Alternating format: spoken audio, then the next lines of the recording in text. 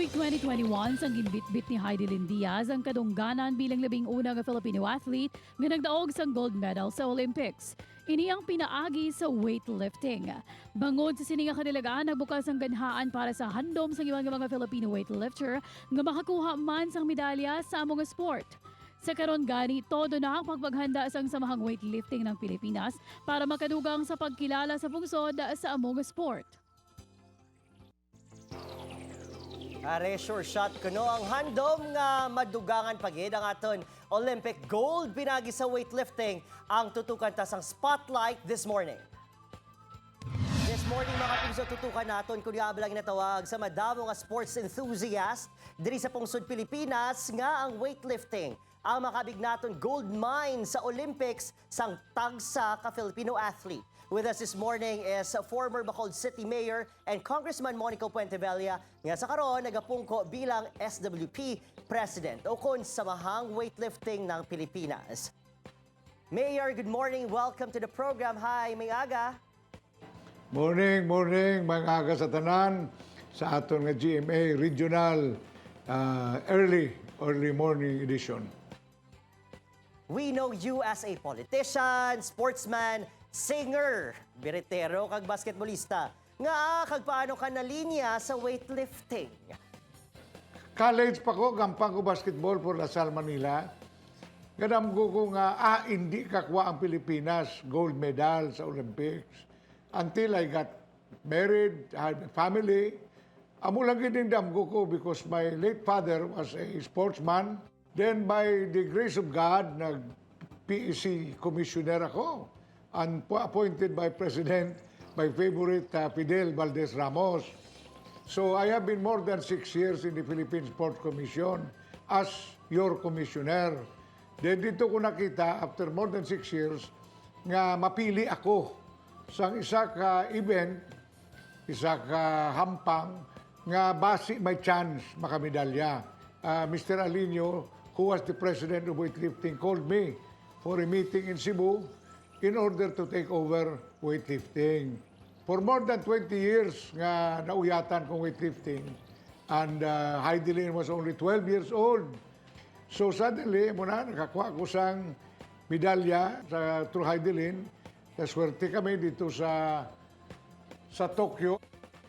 Why do we have this greatest potential sa mga individual games sang sa team sports? Maskin pa, Mayor, nga kada bangga diri sa Pilipinas. For example, naga-basketball. Kita, kulang lang ta pundo. But we can be as good as the Japanese. Kahit ang Japanese gamay, pero may technique sila mong nasa'y gini-envy sang European. Nga kagagmay sang Japanese, of course, maharaman sila 6'5", pero madaog nila subong ang mga European. Football, ang ilaya speed. Ang speed.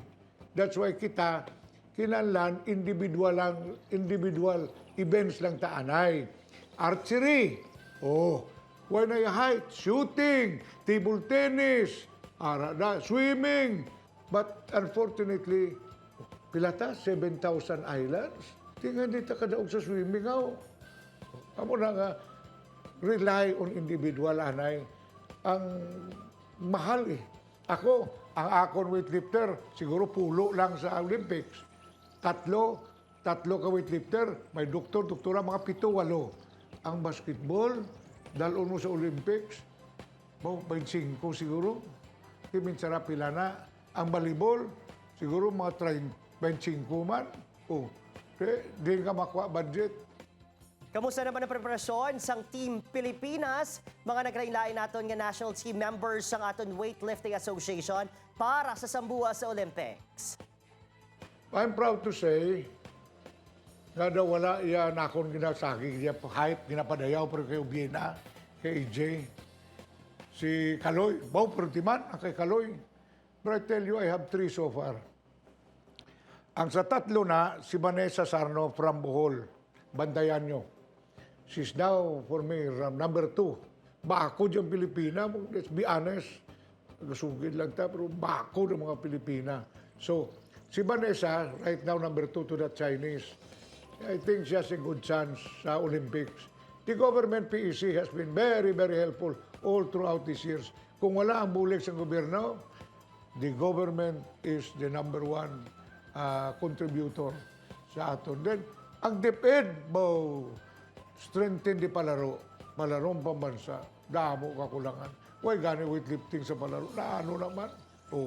Then college, ang college prisaa. You must form a palaro also for college, university. Kaya mga prisaa na damo kakulangan na yan. Duplication na sa Philippine National Games.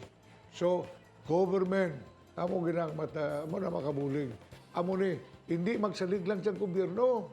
You have to ask help from private sponsors. Para nga kung mag-ipit-ipit ang gobyerno, may pahanunot kaya. May pahanunot ka.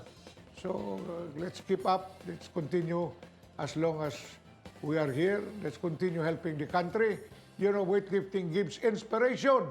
Pagkakita nila nga makadaog, now everybody knows, pwede gali. Filipinos can do it. You can do it too. Mabuhay ang Pilipinas. Unong tatanan para hakwaton ang gold sa Olympics. There you have it mga kapuso, Presidente sang SWP, Monico Pentevella. Good morning. Salamat. Salamat ka madamo.